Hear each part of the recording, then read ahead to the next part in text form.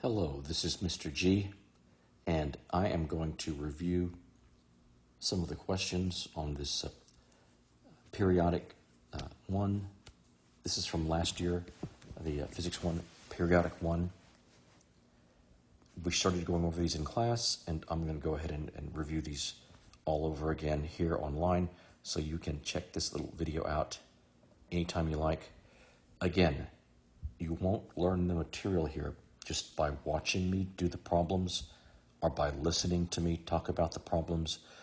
You must have a piece of paper in front of you and a pen or pencil, and you have to do the problems on your own with no help from anyone.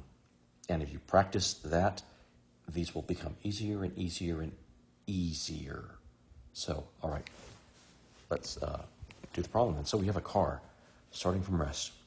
So again, I'm going to write down the quantities that we're going to be using that we recognize.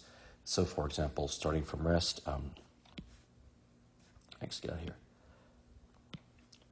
That means that the initial velocity is 0. So for this problem, v naught is 0 meters per second. It won't always be 0, but in this case it is. And then we have it accelerates at 2 meters per second. That's acceleration.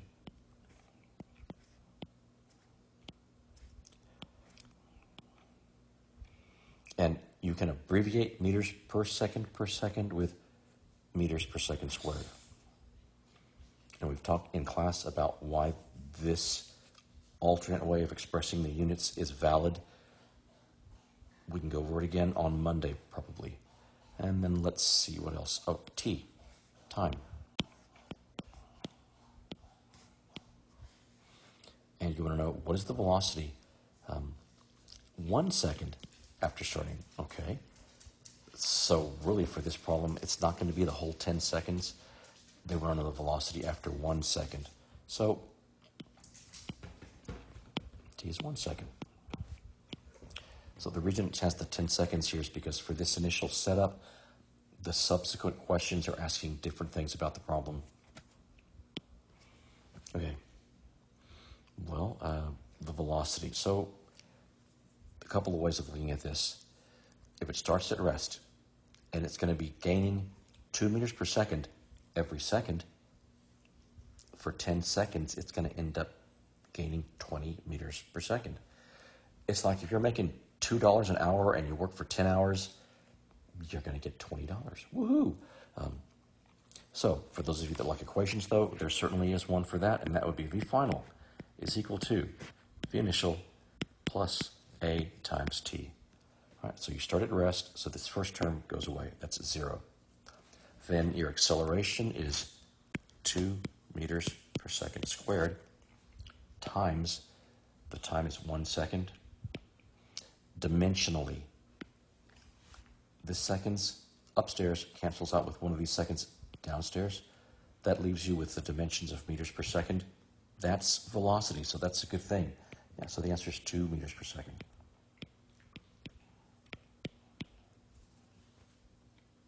Next problem. Right, there we go, a car. Once again, it's starting from rest. So V initial is 0 meters per second. The acceleration is 2 meters per second.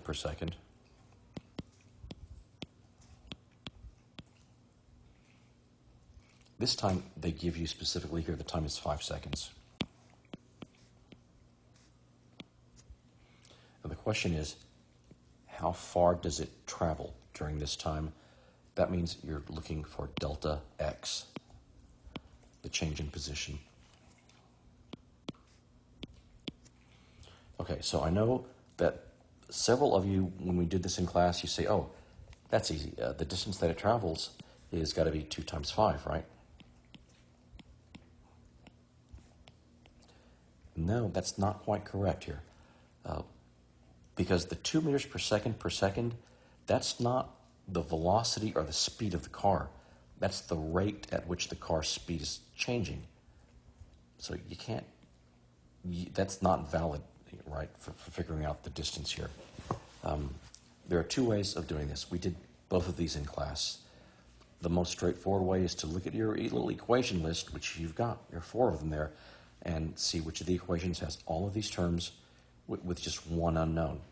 And we have one like that, and it says that the change in position is equal to the initial velocity times time plus 1/2 AT squared. We derived this expression in class last week. You should go over that and be able to derive it yourself, given basically the 3 initial equations we started with. In any case, so now you put the numbers in here. Let's see, V0 is 0, right? And anything times 0 is also 0, so that first term goes away.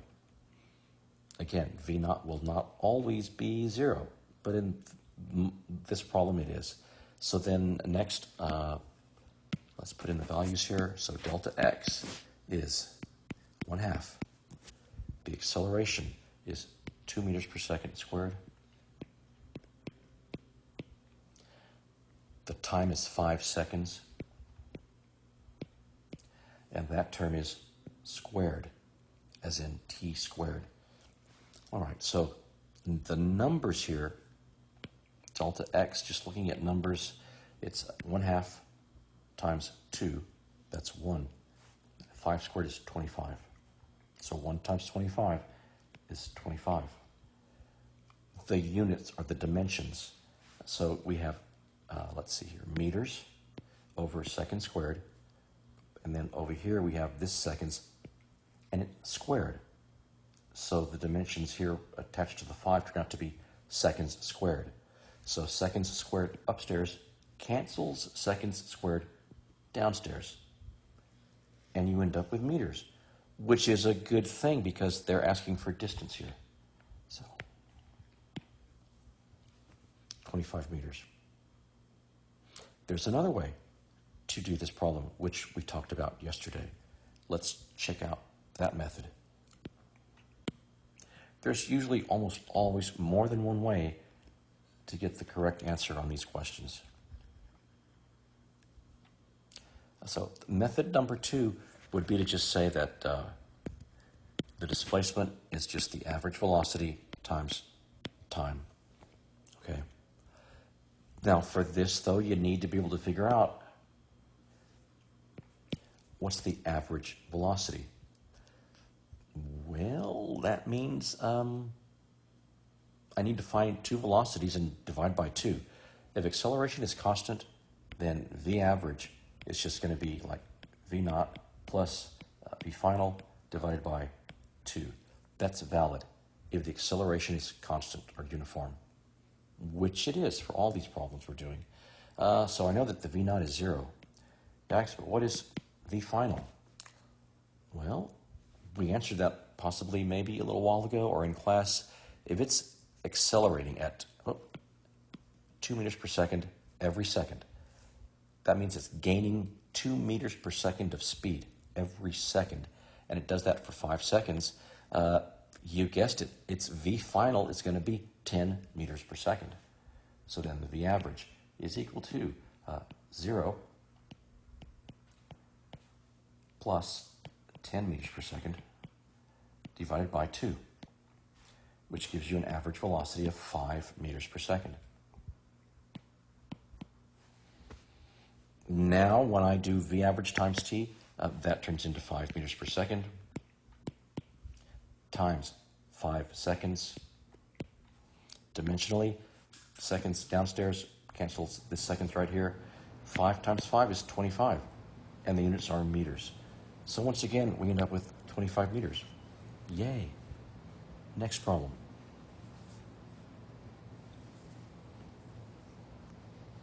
Okay, so again, once again, this car starts at rest.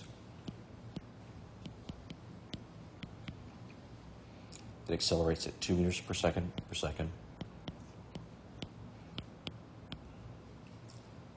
for 10 seconds. What's the velocity of the car at 10 seconds? So what's the V final? Okay, so let's see. You're gaining speed at you're getting 2 meters per second of speed for every second. You do that for 10 seconds. Yeah, your V final is going to be 20 meters per second. Or we could say that V final is equal to V initial plus A times T. Your V initial was 0. Your acceleration is 2 meters per second squared, and the time is 10 seconds. Dimensionally, seconds cancels one of these guys, so the number is 20, and the units are meters over seconds.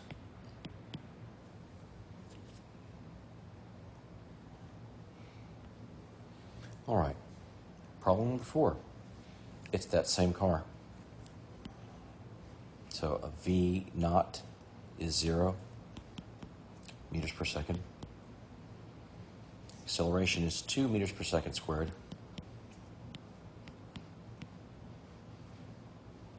For 10 seconds. The question is, what is the average velocity of the car during this time interval? So V average. So there are 2 ways we know to find V average. One of them is that it's the change in position over time. The other one is just to add up the 2 velocities and divide by 2. That's how you get the average of 2 numbers. And so let's see here, what do we know? Well, we know the initial velocity of the car was 0. Also, if it's gaining 2 meters per second for 10 seconds, the V final is 20 meters per second. That was the previous problem, I think. And then divide by 2. And we end up with 20 divided by 2 is 10 meters per second as your average speed.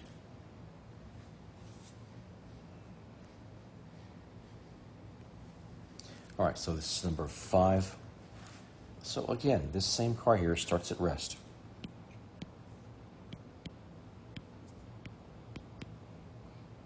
Its acceleration is 2 meters per second squared.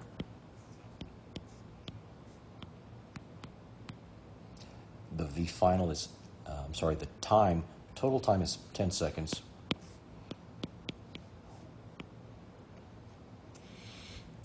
This question is a little bit different. The question here is, how far does it travel between 1 second and 2 seconds, right?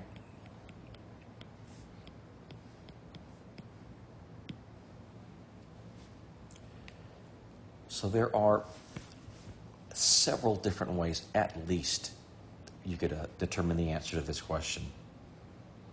One straightforward way would be to figure out where is it after 1 second and then where is it after 2 seconds and subtract those 2 distances. So now I can draw a picture. All right, so here is your little car starting at rest.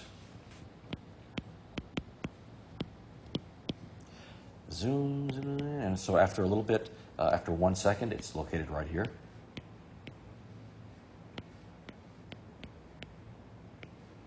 And then you're stepping on the gas here, right? So you're gaining speed. So during the next second, it's going to travel farther.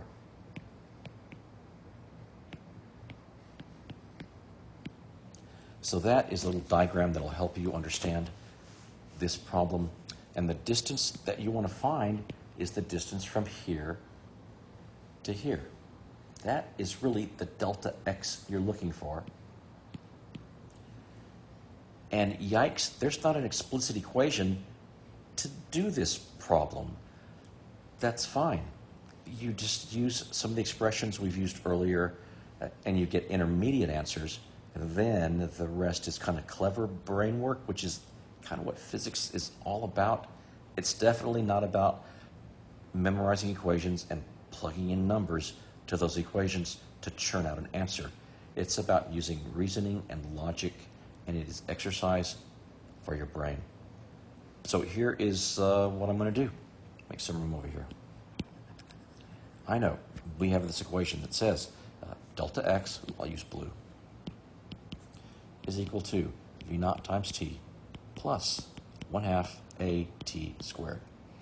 in this problem, v naught is 0. So that means that delta x is a half at squared. So let's figure out how far it is after 1 second. Just plug in a 1 for t. So after 1 second, I'll put a little 1 down here to remember me that it's the position at 1 second is 1/2 times the acceleration is 2 meters per second squared, and the time is 1 second, and that's squared. So number-wise, 1/2 times 2 is 1, and 1 squared is 1, and 1 times 1 is 1. Okay, so the distance after 1 second is 1 meter. That means that this position right here, it is 1 meter away from where it started. Okay, then let's figure out how far is it after 2 seconds from where it started.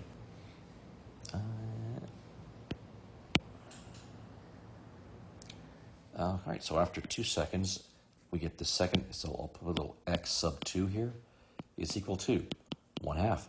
The acceleration is the same, 2 meters per second squared, but now the time is 2 seconds. So 2 seconds squared. All right, so number-wise, 1/2 times 2 is 1. 2 squared is 4, and 1 times 4 is 4. So that's 4, and seconds squared. This seconds has been squared also, so those guys cancel, and you're left with meters. So after 2 seconds, its location is 4 meters away from where it started. 4 meters. So that means that this distance between the 1 and 2 seconds is 4 meters minus 1 meter, which is 3 meters. Now, I realize delta x is equal different things, so we could say like delta x between 1 and 2 seconds maybe. 3 meters. So, look, there's another way of getting the answer to this question. Let me clear all this other stuff out of the way, because it's getting to be a big mess here. Once you find the position at 1 second, you can use, actually, Galileo's law of falling bodies. I know the car's not falling, but the law of falling bodies describes how any object with constant acceleration moves. So recall that what Galileo discovered by rolling stuff down, inclined planes, was that the first interval, if this is d, and this is like the time interval is 1, then during the next interval, the distance increases by odd multiples of that first distance. So after 2 time intervals, then the distance right here would be 3d. And then during the next time interval, the distance would be 5d, so on and so forth. So yeah, so during the second time interval, it's always 3 times the distance of the first time interval. And in this problem, during the first time interval, it was 1 meter. 3 times 1 is 3 meters, so there you go. Man, I've been talking for 19 minutes here. So we're on problem 5. I will hold off, and then I'll upload the rest of these problems at some point today. Thank you very much.